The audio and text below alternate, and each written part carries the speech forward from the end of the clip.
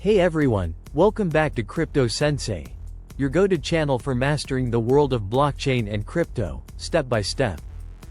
Today's topic: public, private, and consortium blockchains, what they are, how they differ, and which one suits different use cases best. Let's dive in. What's the difference between public, private, and consortium blockchains? By the end of this video, you'll know which type suits your goals best. Whether you're building a dApp, running a business, or just curious about how blockchain works. The foundation. Since its launch, Bitcoin has laid the foundation for the entire crypto industry, all thanks to blockchain technology. It introduced a decentralized system where no single entity is in control. Instead, it relies on a mix of distributed databases, cryptography, and financial incentives to keep the network secure and functional. You can imagine blockchain like a shared spreadsheet. Each entry is linked to the previous one, and once written, it cannot be changed. Multiple participants, called nodes, hold copies of this data and sync with each other regularly. This makes blockchain systems highly secure, although sometimes slower compared to centralized databases. What unites all blockchains? Before we compare them, let's look at what they all have in common. Data is stored in blocks, linked in a chronological chain. Each participant holds a full copy of the ledger and connects with others through a peer-to-peer network. They all use a consensus mechanism to agree on what's valid and prevent tampering or fraud. Key differences. Now, let's break down the main differences between public, private, and consortium blockchains in simple terms. A public blockchain is open to everyone. Anyone can view the transactions, participate in validating data, and even help run the network. In contrast, a private blockchain is controlled by a single organization. Only selected participants can view or write data, and all access is tightly restricted.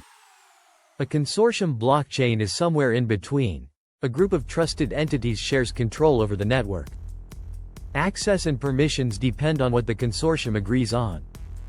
Public blockchains are the most familiar. If you've used Bitcoin, Ethereum, or any other major cryptocurrency, you've already experienced one. They are permissionless, meaning no one can stop you from joining.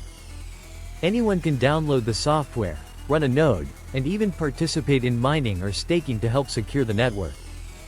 These networks are highly decentralized and resistant to censorship, but they come with some downsides.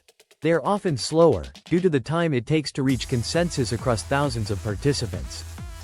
And any change to the network, like upgrades or rule adjustments, can be difficult to implement without causing disagreements or even chain splits. Private blockchains, on the other hand, are designed for controlled environments. Only approved users can join, view, or add to the chain. Unlike public networks, private blockchains are usually managed by a single company or authority, which makes them faster and easier to update. These blockchains are ideal for businesses that need transparency within their organization, but still want to keep their operations private and efficient. There's no need for heavy-duty mechanisms like proof of work, because every participant is known and verified. Instead, pre-approved validators confirm transactions, and any misbehavior is quickly detected and dealt with. Consortium blockchains combine features of both public and private models. Here, a group of trusted organizations jointly runs the network. No single party has full control, but it's not open to everyone either. Consensus is reached by agreement among participating members, and rules for access or visibility can vary. This model works best in industries where multiple companies need to cooperate and share data, such as supply chains, finance, or healthcare. It's more secure than a private blockchain and more efficient than a public one, offering a healthy middle ground. Which one is better? So, which blockchain is the best? It depends on your goals. Choose a public blockchain if you value decentralization, transparency, and censorship resistance. Go with a private blockchain if you need full control, privacy, and fast performance for internal operations.